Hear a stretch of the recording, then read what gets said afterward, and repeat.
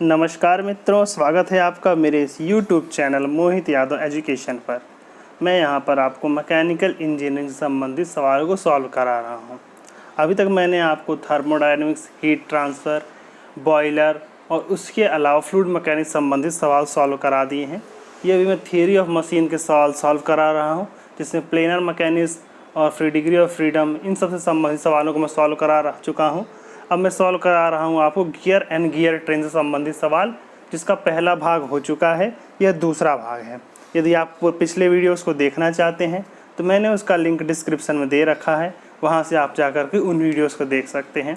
इसके अलावा यदि आप हमारा टेलीग्राम चैनल ज्वाइन करना चाहते हैं तो उसकी लिंक भी मैंने डिस्क्रिप्शन में दे रखी है, वहाँ से ज्वाइन कर सकते हैं। और यदि फ्लूइड मैकेनिक्स आप विस्तार से पढ़ना चाहते हैं तो उसकी प्लेलिस्ट की लिंक भी मैंने डिस्क्रिप्शन में दे रखी है, जहाँ से आप जाकर के फ्लूइड मैकेनिक्स तैयार कर सकते हैं। तो शुरू करते हैं आज का क्वेश्चन। सबसे पहला क्वेश्चन जो आपकी स्क्रीन पर दिख रहा है वो लीजिए, ये ले लीजिए कि इन the case of involute tooth gear, involute starts from, मतलब जो इन्वॉल्यूट टूथ गियर होता है उसमें इन्वॉल्यूट कहाँ से स्टार्ट होता है? Addendum circle, dedendum circle, pitch circle या बेस सर्कल? तो सबसे पहले देख लीजिए addendum circle, dedendum circle, pitch circle और बेस सर्कल होता क्या है।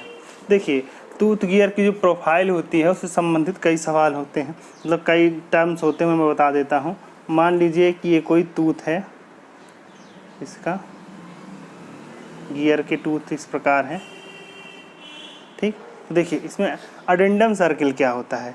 यदि हम गियर के सबसे मतलब टॉप पॉइंट जो होता है, सबसे आखिरी पॉइंट, टॉप पॉइंट, उसको टच करते हुए कोई सर्कल बना देते हैं तो ये जो सर्कल हमको प्राप्त होता है, ये सर्कल मतलब इसके सबसे ऊपरी पार्ट गियर के हाईएस्ट प्रोफाइल पॉइंट को टच करते हुए जो सर्कल बनाया जाता है उसको अडेंडम सर्कल कहा जाता है, ठीक।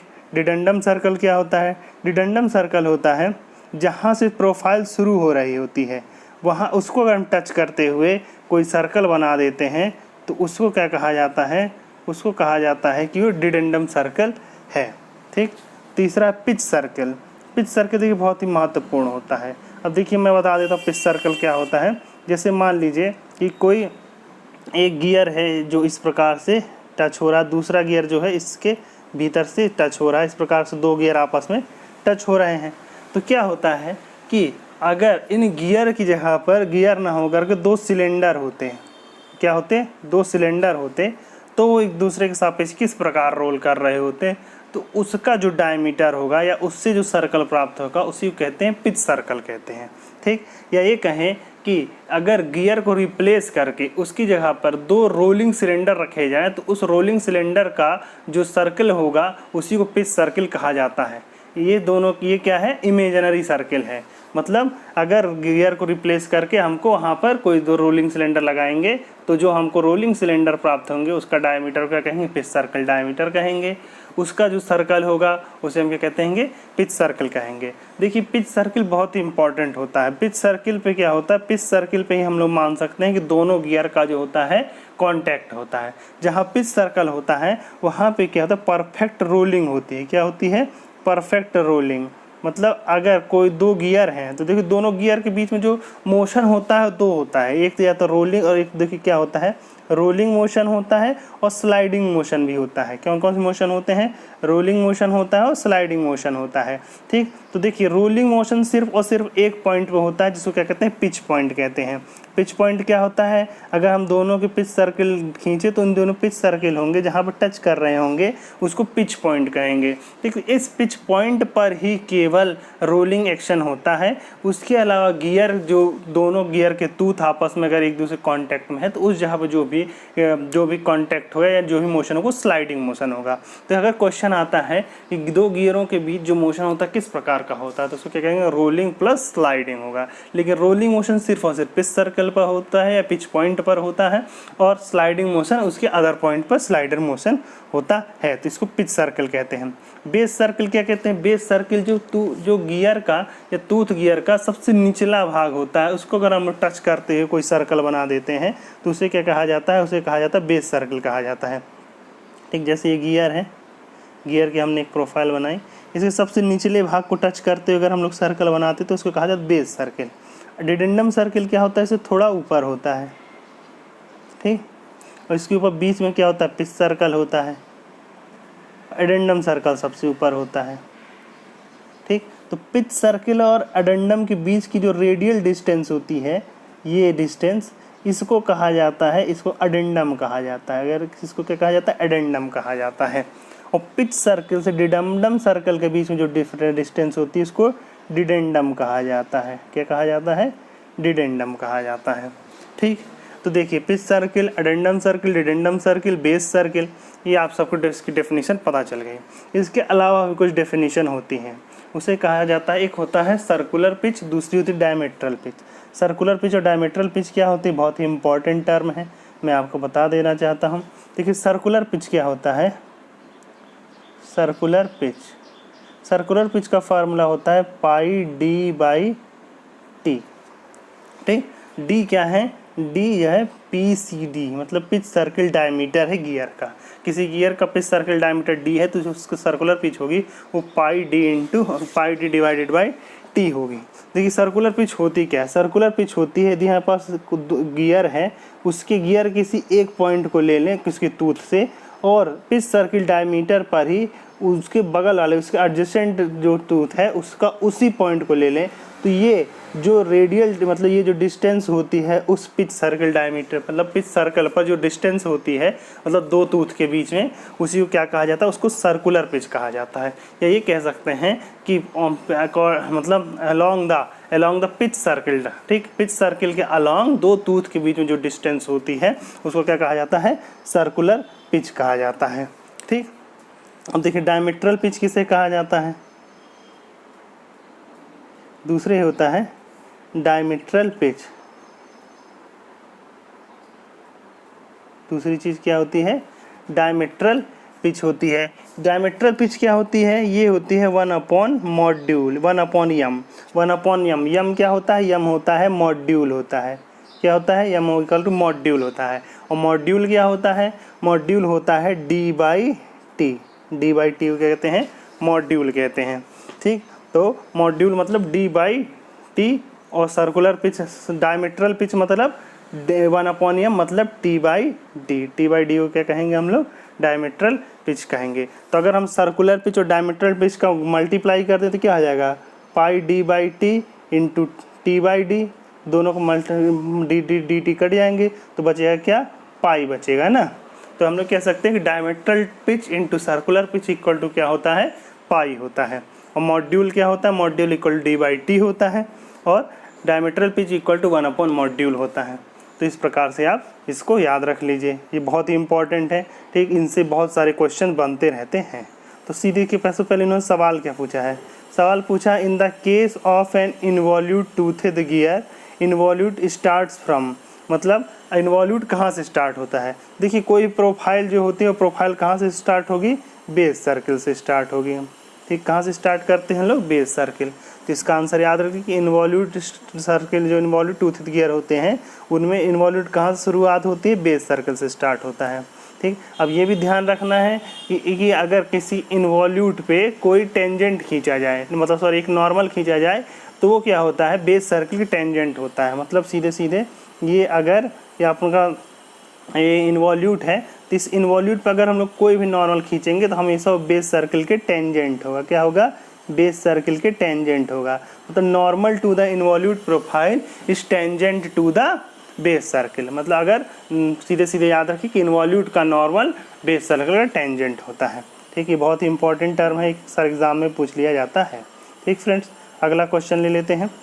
अगला क्वेश्चन है, when two shafts are neither parallel non intersecting power can be transmitted using। तो मैंने आपको इससे पहले जब गियर एंड गियर ट्रेन का जो फर्स्ट पार्ट है उसमें मैंने आप जो क्लासिफिकेशन ऑफ गियर बता रहे थे, तो उन्हें हमने बताया था कि जब ना तो शाफ्ट पैरेलल हो ना ही इंटरसेक्टिंग हो, तो उस समय पावर ट्रांसमिशन कैसे किया जाता है, उसमें मतलब हमने कौन सा गियर यूज़ किया जाता है। तो उस समय जो गियर यूज़ किए जा सकते हैं वो होते हैं हाइपॉइड गियर यूज किए जा सकते हैं, स्पाइरल गियर यूज किए जा सकते हैं, और तीसरे worm and worm wheel use किए जा सकते हैं। Worm and worm wheel use किए जा सकते हैं, ठीक। तो ये यूज़ किए जा सकते हैं। तो नीचे दिए जो आंसर है उसमें चूज़ कर लीजिए। पेयर ऑफ स्पर गियर नहीं यूज किया जा सकता। स्पर गियर कहाँ यूज किया जाता है? स्पर गियर पर यूज किया जाता है जब दो शाफ्ट एक दूसरे के पैरेलल होती हैं। तो दो पैरेलल शाफ्ट को जोड़ने के लिए, दो पैरेलल शाफ्ट के बीच में पावर ट्रांसमिशन के लिए कौन सा गियर यूज किया जाता है? Spur gear.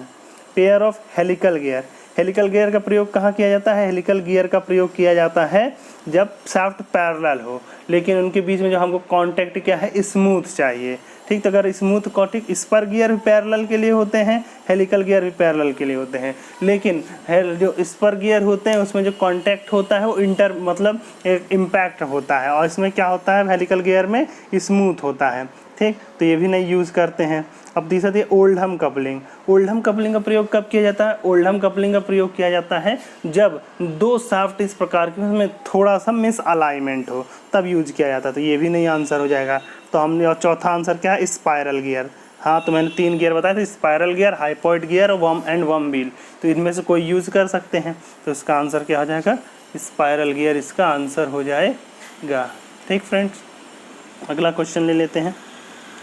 अगला क्वेश्चन है a pinion of 14.5 pressure angle and 48 involute teeth has a pitch circle diameter of 28.8 centimetre if it has. इसमें क्या क्या होगा? इन्होंने देखिए क्या दिया है? 14.5 इंच का प्रेशर एंगल दिया है, 48 क्या है? इनवॉल्यूट टीथ, मतलब नंबर ऑफ टी क्या है? नंबर ऑफ टीथ मतलब टी इक्वल टू क्या है? 48। ठीक, it has a pitch circle diameter यानी PCD, मतलब जिसे हम लोग कहते हैं डी की वैल्यू क्या दी है? 28.8। तो इन्होंने कहा है which of this statement are correct. ऊपर क्या है? 4 स्टेटमेंट धीरे धीरे चेक करना है। सबसे पहले उन्होंने कहा मॉड्यूल शुड बी 6। तो हम जानते हैं मॉड्यूल यम बराबर क्या होता है? मॉड्यूल बराबर होता है D/T होता है ना। तो डी कितना हो जाता है? डी की वैल्यू दी है 28.8 डिवाइडेड बाई टी की वैल्यू कितनी दी है? 48। ठीक, अब देखिए यहाँ पे एक चीज़ ध्यान आपको रखना है, ये जो है आपका डायमीटर किस में दिया है? जिसे ये डायमीटर दिया है सेंटीमीटर में, और जब भी मॉड्यूल निकालेंगे तो उसमें जो डायमीटर रखेंगे हमेशा किस में रखेंगे? mm में रखेंगे। यही आप सबसे इम्पॉर्टेंट बात है जो आपको सीखनी है कि जब भी हम लोग डायमीटर रखेंगे वो किस में रखेंगे? mm में रखेंगे। ठीक, तो अब इसको देखिए, इसमें यहाँ पे ये कितना सेंटीमीटर mm में रखेंगे तो पॉइंट हट जाएगा, अगर 288/8। तो इसको सॉल्व कर दें तो इक्वल टू कितना आ जाएगा? 6। मॉड्यूल का मात्रक क्या होगा? मॉड्यूल का मात्रक भी mm होगा, मतलब 6 mm। ठीक, तो यही आपको सबसे महत्वपूर्ण बात ध्यान रखनी है कि जब भी मॉड्यूल निकालेंगे तो मॉड्यूल में जो डायमीटर रखेंगे वो किस में रखेंगे? mm में रखेंगे। ठीक, तो पहला कथन सही हो गया कि हाँ, इसका जो मॉड्यूल होता है वो कितना होता है? 6 mm होता है। दूसरा दिया है circular pitch of 18 mm। Circular pitch क्या है? 18 mm है। ठीक, तो सर्कुलर पिच कितना होता है? सर्कुलर पिच होता है इक्वल टू होता है πD/T होता है। तो D/T मतलब मॉड्यूल ही है, तो मॉड्यूल अभी हम लोग निकाला ही है, तो हो जाएगा 3.14 इंटू D/T मतलब मॉड्यूल कितना निकाला? उन्होंने 6 निकाला है। सॉल्व कर दीजिए, जब सॉल्व कर देंगे तो इसका आंसर कितना हो जाएगा? 18.85। कितना हो जाएगा? 18.85। ठीक, 18.85। तो क्या इसका सर्कुलर पिच कितना? 18 mm दिया है। तो ये दूसरा कथन क्या हो गया? दूसरा कथन गलत हो गया। ठीक, अब तीसरा कथन ले लेते हैं। तो क्या है? Addendum of 6 mm। ठीक, अडेंडम क्या होता है? अडेंडम इन्होंने कहा 6 mm, क्योंकि अडेंडम की जो वैल्यू होती है वो मॉड्यूल की वैल्यू के बराबर होती है। अडेंडम इक्वल टू क्या होता है? मॉड्यूल होता है। तो मॉड्यूल कितना है? 6 mm दिया है, तो तीसरा कथन भी सही हो गया। चौथा कथन हो गया डायमीट्रल पिच ऑफ 11/113। डायमीट्रल पिच इन्होंने कहा है, तो डायमीट्रल पिच क्या होता है? डायमीट्रल पिच मतलब होता है, मैंने आपको बताया था 1/m को, तो 1/m मतलब 1/6 ये डायमीट्रल पिच होगा। लेकिन इन्होंने डायमीट्रल पिच कितना लिखा है? 11/113। तो ये कथन भी क्या है? गलत हो गया। तो ये दूसरा और चौथा का तो सही क्या हो गया? पहला और तीसरा। तो पहला और तीसरा कौन सा है? बी। तो इसका आंसर क्या हो जाएगा? बी हो जाएगा। ठीक, इस प्रकार के सवालों को आप इस तरह लगाइए कि इससे क्या होता है कि आपको प्रैक्टिस ज़्यादा हो रही है, मतलब इसी तरह से छोटे छोटे क्या जितने सवाल बना दिए जाएँ तो उससे आप अधिक से अधिक सवाल सॉल्व कर पा रहे हैं। अगला क्वेश्चन ले लेते हैं। अगला क्वेश्चन है consider the following statement regarding the choice of conjugate teeth for the profiles of mating gears. Conjugate teeth से संबंधित निम्नलिखित में से कौन कौन से सही है। ठीक, तो अब देखिए सबसे पहले तो मैं आपको बताऊँ कंजुगेट टीथ होता क्या है। देखिए जब गियर क्या होता है, एक लॉ ऑफ गियरिंग होता है। लॉ ऑफ गियरिंग क्या होता है? लॉ ऑफ गियरिंग कहता है यदि दो बॉडी एक दूसरे के अबाउट क्या है रोल कर रहे हैं तो उनकी जो कॉमन टेंजेंट होनी चाहिए, एक कॉमन टेंजेंट जो होना चाहिए और दोनों बॉडी को सेंटर को मिलाने वाली जो लाइन होनी चाहिए वो इस प्रकार से होनी चाहिए कि ये हमेशा एक फिक्स्ड पॉइंट से होकर के पास होती है। मतलब सीधे सीधे कि इन पे इनकी जो है कॉमन टेंजेंट और इन दोनों रूलिंग बॉडी की जो सेंटर है उन दोनों को मिलाने वाली जो लाइन है हमेशा एक फिक्स्ड पॉइंट पर ही एक दूसरे को कोइंसिडेंस करनी चाहिए। ये लॉ ऑफ गियरिंग होता है। और इस प्रकार के टीथ जो लॉ ऑफ गियरिंग को फुल्ली सेटिस्फाइड करते हैं उन्हीं को कंजुगेट टीथ कहा जाता है। तो कंजुगेट टीथ बनाया क्या जाता है, उसके लिए क्या किया जाता है, मतलब कोई भी एक रैंडम बॉडी हम लोग ले लें और फिर उसके अनुसार दूसरा टीथ डिज़ाइन किया जाए तो उसे कहा जाता है कंजुगेट टीथ। ठीक, तो इसमें क्या क्या घाटे होते हैं। नंबर एक अगर हम कोई भी रैंडम बॉडी लेंगे तो उसके अनुसार दूसरा टीथ डिजाइन करेंगे तो हम लोग को बार बार क्या करना पड़ेगा, नया टीथ बनाना पड़ेगा। जब नया टीथ बनाएंगे तो उसका कोई स्टैंडर्डाइजेशन नहीं हो पाएगा। क्या नहीं हो पाएगा? स्टैंडर्डाइजेशन नहीं हो पाएगा, नंबर एक। दूसरा क्या करेंगे कि हमको हमेशा नया टीथ बनाने के लिए क्या है क्योंकि अलग अलग तरह से हमको उसमें टूल की ज़रूरत पड़ेगी, अलग अलग से टूलिंग करने पड़ेगा, उसका प्रोडक्शन कॉस्ट क्या हो जाएगा, बढ़ जाएगा। ठीक, और हर बार नया बनाना का एक ही गियर बार बार बनाना होता तो उसकी मैन्युफैक्चरिंग की मशीन बना दी जाती तो आराम से उसका मैन्युफैक्चरिंग हो जाती। तो इसमें मैन्युफैक्चरिंग क्या होता था, डिफ़िकल्ट हो जाता है। ठीक, अब देखिए कौन कौन सा आप देखते हैं इसमें कौन कौन सा कथन सही है। कथन देखिए 4 दिए हैं। Number they will transmit the desired motion. हाँ, ये कथन बिल्कुल सही है कि जो भी हमारा मोशन है उसको एकदम बिल्कुल एग्जैक्ट मोशन ही ट्रांसमिट करेंगे। ठीक, they are difficult to manufacture. हाँ, इनको बनाना कठिन है क्योंकि हर बार हमको नया टूथ बनाना पड़ता है। ठीक, तीसरा है स्टैंडर्डाइजेशन इज़ नॉट पॉसिबल। ये भी कथन सही है। और चौथा cost of production is low. Cost of production low नहीं होगा, क्या होगा, हाई हो जाएगा। तो कौन कौन सा समर्थन सही है, 1, 2 और 3। तो इसका आंसर क्या हो जाएगा, इसका आंसर हो जाएगा ए। ठीक, इसका आंसर क्या हो जाएगा, ए हो जाएगा। अगला क्वेश्चन ले लेते हैं फ्रेंड्स। तो अगला क्वेश्चन ये है the speed ratio in the case of compound train of wheels is equal to. मैंने आपको बताया था कि जो कंपाउंड ट्रेन्स होते हैं, कंपाउंड ट्रेन व्हील्स होते हैं, कंपाउंड ट्रेन्स व्हील होते हैं उसमें उसका जो वेलोसिटी रेशियो होता है वो क्या होता है, उसका वेलोसिटी रेशियो जो होता है वो होता है कि सीधे इसमें होता है ओमेगा ऑफ ड्राइवर, मतलब जो ड्राइवर है उसका divided by omega of driven, जो ड्रिवेन है। ठीक, मतलब किसी भी गियर ट्रेन का जो वेलोसिटी रेशियो होता है क्या होता है, वो angular velocity of driver upon angular velocity of driven. ठीक, तो यही वेलोसिटी रेशियो इसका होता है। ठीक, तो इसमें क्या है कि ये नंबर ऑफ टीथ के प्रोडक्ट के रूप में होता है। तो कंपाउंड ट्रेन के लिए जो होता है वो हमने आपको बताया था, कंपाउंड ट्रेन के केस में वेलोसिटी रेशियो जो होता है वो होता है product of teeth of on the किस पे, on driven gears upon product of teeth on driver gears. ठीक, ध्यान रखिए इसके पहले जो ओमेगा है वो किस में है, ड्राइवर अपॉन ड्रिवेन है।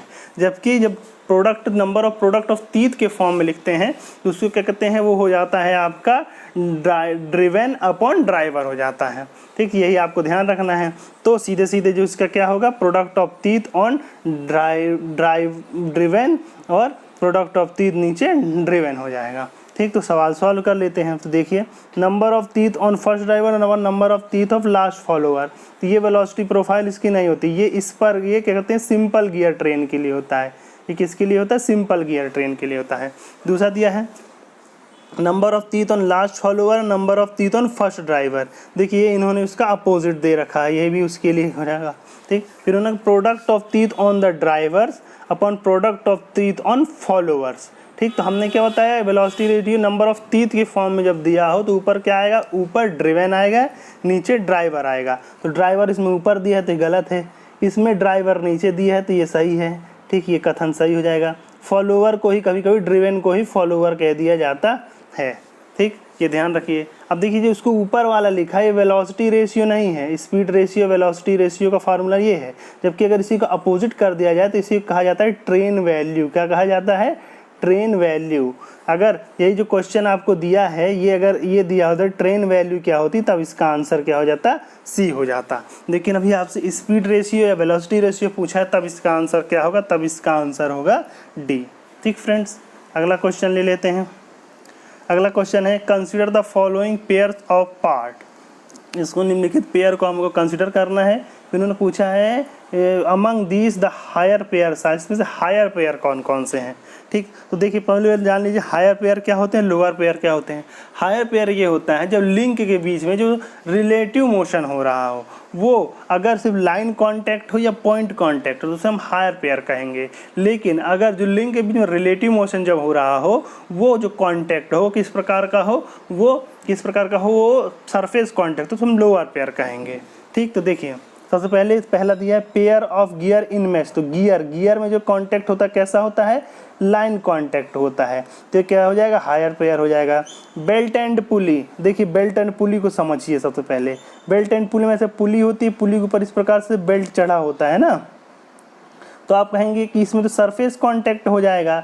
लेकिन ध्यान रखिए इन यहाँ पे बोल्ट और पुली के बीच में रिलेटिव मोशन नहीं हो रहा होता है। जहाँ रिलेटिव मोशन के समय सरफेस कांटेक्ट तब लोअर पेयर होगा। ठीक, तो इन दोनों में जो कांटेक्ट होता है जब ये इस घूमता है तो इसको पुली को भी अपने साथ घुमा देता है, तो यहाँ कोई रिलेटिव मोशन नहीं होता है। रिलेटिव मोशन सिर्फ और सिर्फ कहाँ होता है, जिस पॉइंट पर ये इसको कनेक्ट करता है या जिस पॉइंट पर इसको रिलीज करता है उस जगह पे, तो वहाँ कैसा कांटेक्ट होता है, वहाँ लाइन कांटेक्ट ही होता है। इसके अलावा दूसरी एक चीज़ और कर दी जाती है कि क्या जो पुली होती है, पुली के ऊपर इस प्रकार से क्राउनिंग कर दी जाती है। क्या कर दी जाती है, इस प्रकार से क्राउनिंग कर दी जाती है। इससे जो बेल्ट आता है, बेल्ट सिर्फ और सिर्फ सबसे अपर पार्ट के कांटेक्ट में ही आता है, तो वहाँ पे भी कैसा कांटेक्ट बनेगा, लाइन कांटेक्ट ही बनता है। मतलब हमको क्या कहते हैं, बेल्ट एंड पुली कैसा होगा, हायर पेयर होगा। ये आपको सबसे अधिक महत्वपूर्ण ध्यान में रखना है। तो ये भी क्या हो जाएगा अपने, ये हायर पेयर, ये higher pair. Cylinder and piston, तो ये सिलेंडर है, इसके अंदर पिस्टन है, तो पिस्टन क्या होता है, पिस्टन की एक विड्थ भी होती है, तो ये जो सरफेस है कांटेक्ट रहता है, इसीलिए ये लोअर पेयर है, तो ये इसमें काम नहीं आएगा। चौथा cam and follower, cam and follower में कैसा कांटेक्ट होता है, अगर नाइफ एज फॉलोअर है तो लाइन कांटेक्ट होता है, रोलर फॉलोअर है तब भी मतलब लाइन कांटेक्ट होता है। तो जो इसमें क्या है, कैम एंड फॉलोअर में भी लाइन कांटेक्ट होता है, इसीलिए भी क्या है, हायर पेयर है। तो 1, 3 एंड 4, 1, 2 एंड 4 क्या है, हायर पेयर है। तो 1, 2 एंड 4 इसका आंसर क्या हो जाएगा, इसका आंसर हो जाएगा डी हो जाएगा। ठीक, तो हायर पेयर क्या हो जाएगा, हायर पेयर तब होता है जब पॉइंट कांटेक्ट हो या लाइन कांटेक्ट हो। ठीक, इसीलिए इसे क्या कहा जाता है, हायर पेयर कहा जाता है। ठीक, अगर रोल कोई क्या कहते हैं, कोई व्हील अगर किसी सरफेस पर रोल कर रही तो कैसे होगी, लोअर पेयर होगी। ठीक, ये सब ध्यान रखना। रोलर बियरिंग किस प्रकार का पेयर है, लोअर पेयर है। क्लोज्ड पेयर है रोलर और लोअर, क्लोज्ड पेयर और हायर पेयर है, ध्यान रखिए। ठीक, रोलर बियरिंग है, रोलर बियरिंग क्योंकि रोल कर रही तो हायर पेयर होते हैं। जितने भी रोलिंग होते हैं वहाँ पे क्या होते हैं, हायर पेयर होते हैं। जितने स्लाइडिंग होते हैं वो लोअर पेयर होते हैं। ठीक, अगला क्वेश्चन ले लेते हैं। अगला क्वेश्चन है कि इन्हें सही जोड़ी बनानी है। पहली क्या है दिया है इन्होंने, under cutting, addendum, less equation, worm and wheel. ठीक, तो इसका दिया है beam strength, interface, large speed reduction, intersecting axes and module. देखिए अंडर कटिंग क्या होता है, अंडर कटिंग पहले देखिए क्या होता है। देखिए एक ये दिया है अंडर कटिंग और दूसरा ये दिया है इंटरफेस। ठीक, इन्हीं दोनों में संबंध मेन होता है। वो क्या होता है, कैसे होता है, मैं बता देता हूँ। देखिए जब एक टूथ, जिस प्रकार जब दो गियर मैश कर रहे हों, ये दूसरा गियर इस तरह से मैश कर रहा हो, ठीक, तब उनकी मैशिंग इस प्रकार हो कि ये दोनों परफेक्ट मैशिंग ना कर, तो कभी कभी एक दूसरे से क्या होता है, इसमें एक दूसरे से जकड़ लेते हैं। मतलब ये एक गियर और दूसरा गियर आपस में एक दूसरे से लगातार कंटिन्यूसली रोटेशन करना चाहिए, तो कंटिन्यूसली रोटेशन नहीं कर पाते हैं और एक दूसरे में फंस जाते हैं। जब एक दूसरे में इसका तीत उसके तीत दूसरे तीत में फंस जाता है तो उसे कहा जाता है इंटरफेरेंस कहा जाता है। क्या हो जाता है, इंटरफेरेंस कहा जाता है। ठीक, और जब इंटरफेरेंस होने लगता है तो एक टूथ का गियर दूसरे टूथ के जो बेस पे है, बेस को खुरचने लगता है, खुरच के वहाँ के मटेरियल को निकालने लगता है, वहाँ का मटेरियल खोदने लगता है, खोद करके वहाँ से उसको निकाल देता है। तो इसको कहा जाता है अंडर कटिंग। नीचे से क्या है, उसके टूथ के बेस से उसको कटिंग कर दे रहा है, तो उसे क्या कहा जाता है, अंडर कटिंग कहा जाता है। ठीक, तो अंडर कटिंग के लिए क्या हो जाता है, इंटरफेरेंस। तो A2 तो A2 के लिए क्या कौन कौन से ऑप्शन है आपके पास? B ऑप्शन है और D ऑप्शन है। आगे बढ़ते हैं। अडेंडम की वैल्यू कितनी होती है? मैंने बताया था अडेंडम की वैल्यू मॉड्यूल के बराबर होती है। तो B = 5, तो B के लिए 5, तो आंसर आपका ना ये चूज़ हो गया। ठीक, इसका आंसर B है। ठीक, फिर भी अदर्स देख लेते हैं। लेविस इक्वेशन देखिए बीम स्ट्रेंथ। देखिए लेविस इक्वेशन क्या होता है? गियर को डिज़ाइन करने के लिए यूज़ किया जाता है। ये क्या करता है? ये मानता है कि जो गियर का टूथ है वो एज अ बीम वर्क कर रहा है और इस पर क्या इस प्रकार से वर्क पड़ रहा है, तो ये इसको लगातार इसको डिफ्लेक्ट करेगा। ठीक, तो इस प्रकार से ये गियर का टूथ है। ठीक, इस गियर के टूथ पे यहाँ पे बल लगेगा तो ये इसको डिफ्लेक्ट करेगा, तो ये एज अ बीम, ये बीम की तरह वर्क करेगा। ठीक, तो जब ये बीम की तरह वर्क करेगा तो उसको क्या कहा जाता है? बीम स्ट्रेंथ कहा जाता है। ठीक, तो लेविस इक्वेशन क्या है? एज अ गियर को बीम के रूप में मानते हुए उसको डिज़ाइन करता है। ठीक, तो क्या हो जाएगा? लेविस इक्वेशन सी के लिए क्या हो जाएगा? 1, तो सी के लिए 1 है ही। और बचता है वर्म एंड वर्म व्हील, तो वर्म एंड वर्म व्हील के लिए क्या दिया है इन्होंने? 3 दिया हुआ है ना, तो ये 3 देखिए आ जाएगा। Large speed reduction, worm and worm wheel क्या करते हैं? लार्ज स्पीड रिडक्शन करते हैं। ठीक, अगला क्वेश्चन ले लेते हैं। अगला क्वेश्चन है, in a simple gear train if the number of the gear is odd then the direction of motion of the driven gear will be. इन्होंने कहा कि सिंपल गियर ट्रेन में अगर नंबर ऑफ जो गियर हैं वो odd है, मतलब 2, 4, 6 सॉरी ऑड है। ठीक, तो मतलब ये कितने हैं? 1, 3, 5, 7 ये सब हैं। तो देखिए बना के देख लीजिए, मान लीजिए कि ये एक गियर है ना, 3 गियर का मान लीजिए, एक गियर ये, दूसरा गियर ये, तीसरा गियर ये। तो अगर इसकी डायरेक्शन ये होगी तो इसकी डायरेक्शन ये होगी। ठीक, इसकी डायरेक्शन ये होगी तो इसकी डायरेक्शन ये होगी। ठीक, तो देखिए हमेशा अगर ये क्लॉकवाइज है तो एंटी क्लॉकवाइज हो जाएगा, ये फिर क्लॉकवाइज हो जाएगा।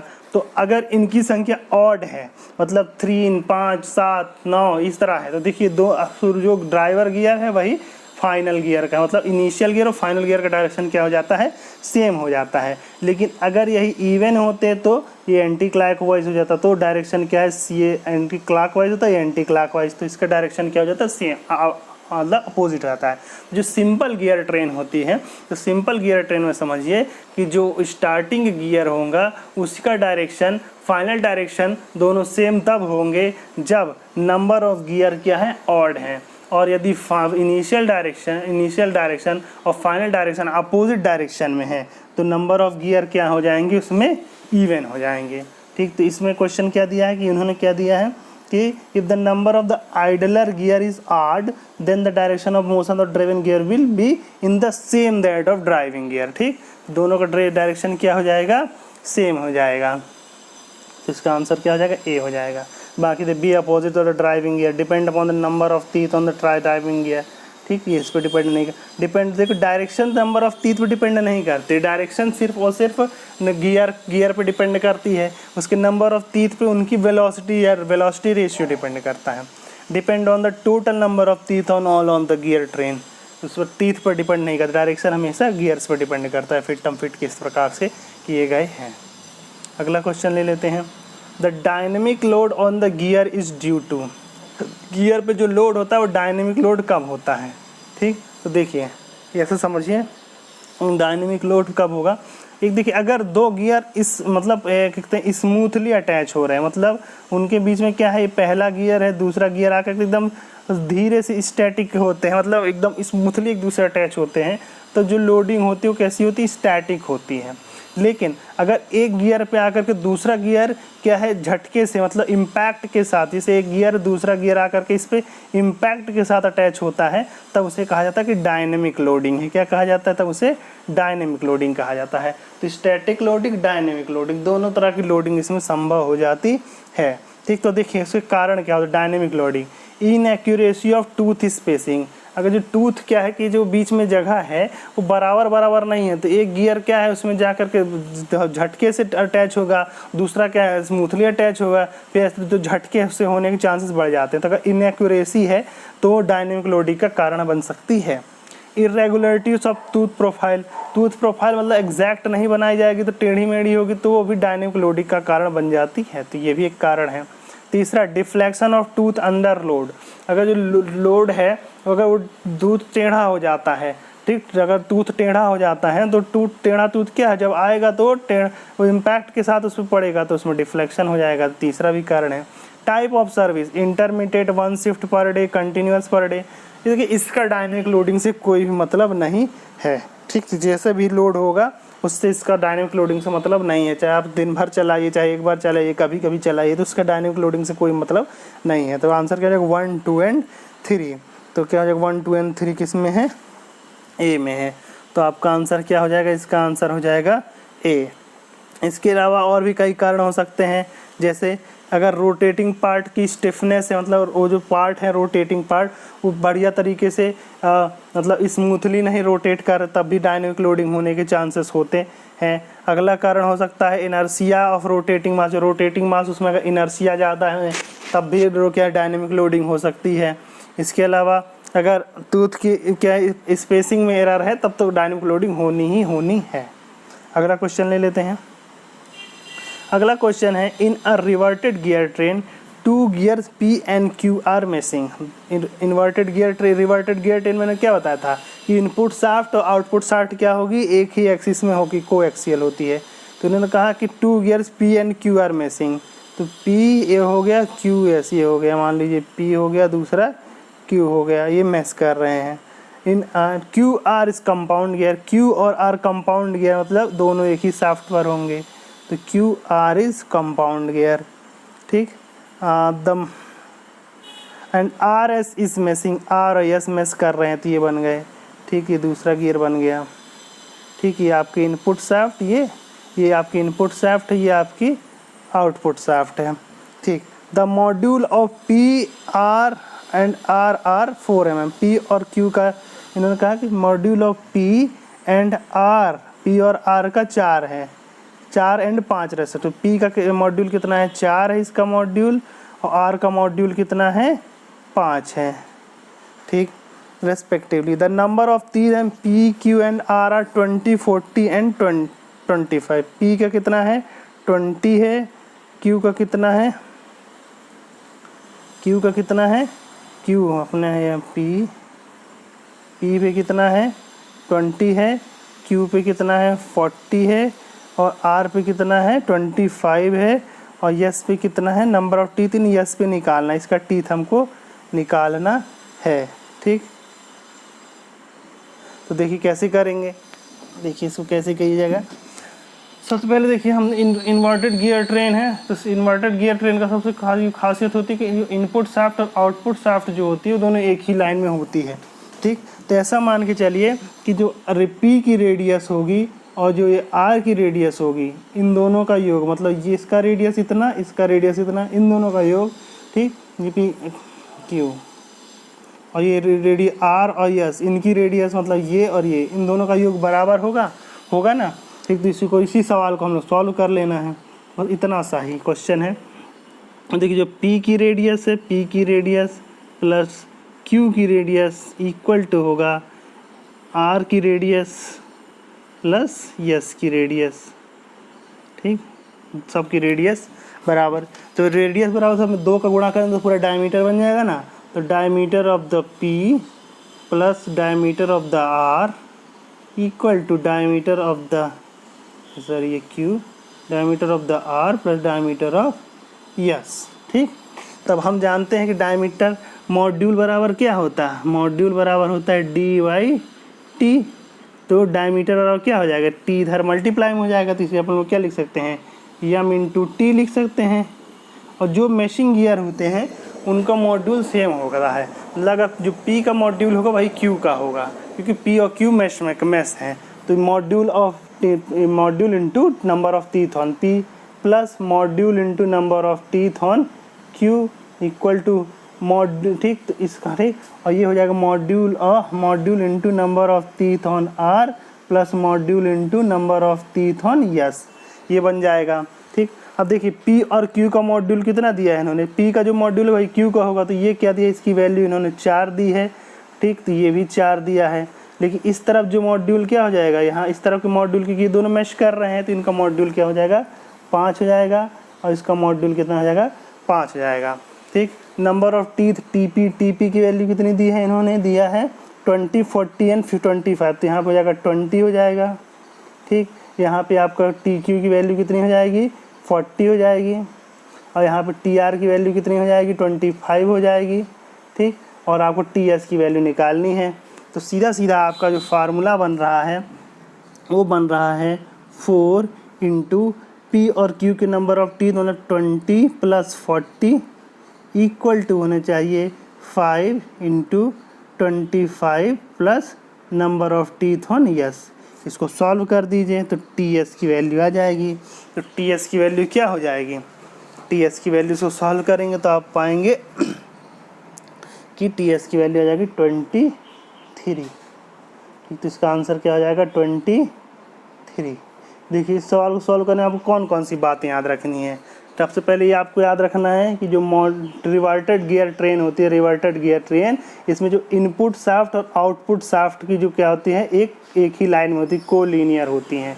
ठीक, दूसरी बात आपको याद रखनी है, क्या याद रखनी है कि जो मॉड्यूल होता है यम इक्वल टू क्या होता है D/T होता है, diameter upon number of teeth होता है। तीसरी बात आपको क्या रखनी है कि जो दो मेसिंग गियर होते हैं उनका मॉड्यूल सेम होता है, मतलब अगर ये दोनों मेस कर रहे हैं तो इन दोनों का मॉड्यूल क्या हो जाएगा, सेम हो जाएगा, और ये दोनों मेस कर रहे हैं इसलिए इन दोनों का मॉड्यूल क्या हो जाएगा, सेम हो जाएगा। ये तीनों बातें अगर आपको पता है तो आप सवाल को सॉल्व कर सकते हैं आसानी से। अगला क्वेश्चन ले लेते हैं। अगला क्वेश्चन है when 2 spur gears having involute profile on their teeth, the line of action is tangential to, line of action is tangential to, ये इन्होंने पूछा है।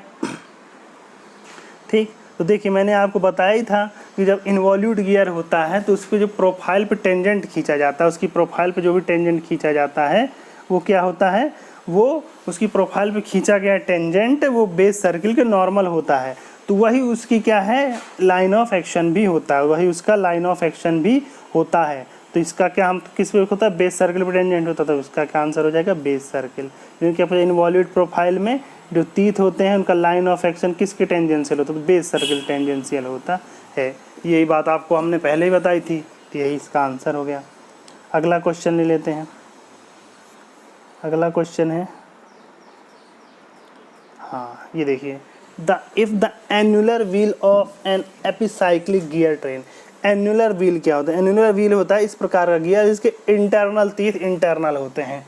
तो मान लीजिए ये कोई एनुलर व्हील है, ठीक, ओके, तो इसके टीथ कहाँ होंगे, इसके टीथ इनसाइड होंगे। ठीक, गियर ट्रेन हैव्स 100 टीथ, इसके कितने हैं, टी एनुलर के ए के कितने हैं, 100 टीथ हैं। चलो ने कहा है and the planet wheel has 20 teeth, planet wheel क्या होगा, जब इसके इंटरनल टीथ है तो इसे प्लानेट व्हील हो गया। तो इसमें कितने टीथ है प्लानेट व्हील के, TP has 20 teeth. Okay, the number of teeth on sun wheel, तो ये इस प्रकार से इसके अंदर एक सन व्हील होता है। ठीक, समझ पाए, मतलब ऐसा समझना है आपको कि एक ये एनुलर व्हील होता है, एक यहाँ पे आपका सन व्हील होता है, सन व्हील के ऊपर चारों ये एनुलर ये प्लैनेट व्हील घूम रहा होता है, और इसके अंदर क्या होता है, एनुलर व्हील के अंदर वो दोनों ये दोनों पड़े होते हैं। तो उन्हें पूछा है सन व्हील पे, इस पर number of teeth on sun wheel क्या होगा। ठीक, तो सीधा सीधा इन्होंने क्वेश्चन पूछ लिया है, तो इसी सवाल को हम लोग सॉल्व कर लेते हैं। तो सबसे पहले देखिए इसको समझिए, कैसे समझेंगे, ये एनुलर व्हील, इसके अंदर ये सन व्हील, और इन दोनों बीच में एक प्लैनेट व्हील। तो सबसे पहले हमने क्या करना, जैसे हमने रिवर्टेड गियर ट्रेन में क्या रेडियस का एक रिलेशन लिखा था, वही रेडियस का रिलेशन इसके बीच में रखना है, यही जो रेडियस का रिलेशन से। तो देखिए, तो रेडियस अगर हम लोग ये लें कि रेडियस ऑफ सन ये इक्वल टू क्या होगा, रेडियस ऑफ सन ये हो जाएगा इतना छोटा, प्लस इसमें कर लें डायमीटर ऑफ इस प्लैनेट, डायमीटर ऑफ प्लैनेट कर लें, तो ये इक्वल टू क्या होना चाहिए, ये इक्वल टू पूरी इस रेडियस के इक्वल होना चाहिए, ये इक्वल टू हो जाएगा रेडियस ऑफ किसके, एनुलर व्हील के, है ना, एनुलर व्हील के। अब अगर इसी को डायमीटर के फॉर्म में लिखें तो क्या हो जाएगा, ये हो जाएगा D S divided by 2 equal to D P, इसमें 2 का मल्टीप्लाई करें, ठीक, तो हो जाएगा डी पी ही रहेगा, मतलब डी पी ही रहेगा, डायमीटर प्लस आर ए क्या हो जाएगा डी ए डिवाइडेड बाई 2। ठीक, हम जानते हैं कि जितने भी गियर आपस में मेस कर रहे होते हैं उन सबका मॉड्यूल क्या हो जाता है, उनका मॉड्यूल सेम हो जाता है। ठीक, तो ये हम जानते हैं यम इक्वल टू क्या होता है डी बाई टी होता है, तो टी इक्वल टू क्या हो जाता है यम, टी इक्वल टू जाता है डी डिवाइडेड बाई यम हो जाता है। ठीक, तो यहाँ पे जहाँ जहाँ डी लिखा है उस जगह पे हम लोग क्या लिख सकते हैं, नंबर डी के जगह पे हम लोग क्या लिख सकते हैं D equal to M into T होगा ना, D equal to M into T, जहाँ जहाँ डायमीटर है वहाँ पे हम इंटू यम इंटू टी लिख सकते हैं। डायमीटर जहाँ हमने टी लिख दिया, ये क्या हो जाएगा आपका m T S divided by 2, ये हो जाएगा आपका T S m into T P, ये हो जाएगा आपका m into T A divided by 2। M सबका कॉमन है तो यम कैंसिल हो जाएगा, तो आपका जो आपका रिलेशनशिप बन जाएगा वो हो जाएगा T S divided by 2 equal to T P plus T A divided by 2। ठीक, तो ये आपका रिलेशनशिप बन जाएगा, इसी में आपको उठा करके रख देना है।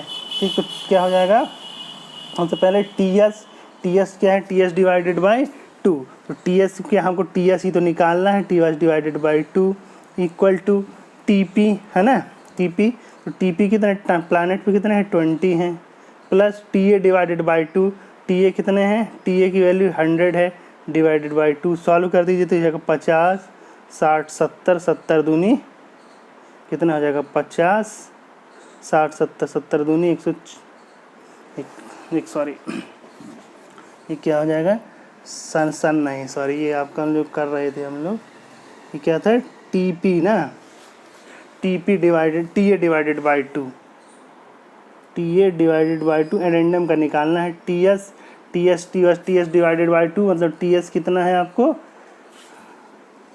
टी एस निकालना है divided by 2 plus T P कितना दिया है 20 दिया है। ठीक, ये कितना दिया है टी ए की वैल्यू कितना दिया है इन्होंने 100 दिया है, टी ए 100 दिया है। अब इसे सॉल्व कर दीजिए 50 में से 20 जाएगा तो कितना हो जाएगा 30 दूनी 60, तो आंसर कितना आ जाएगा 60 आ जाएगा। ठीक, मतलब जो रेडियस का रिलेशनशिप बनाएंगे फिर डायमीटर का रिलेशनशिप बनाएंगे, और जब डायमीटर का रिलेशनशिप बन जाएगा तो वही मॉड्यूल से उसको हम लोग सब्स्टिट्यूट करके रख देंगे, तो हमारा आंसर इसका क्या आ जाएगा 60 आ जाएगा। ठीक, अगला क्वेश्चन ले लेते हैं, स्क्रीन बहुत छोटी है, अगला क्वेश्चन ले लेते हैं।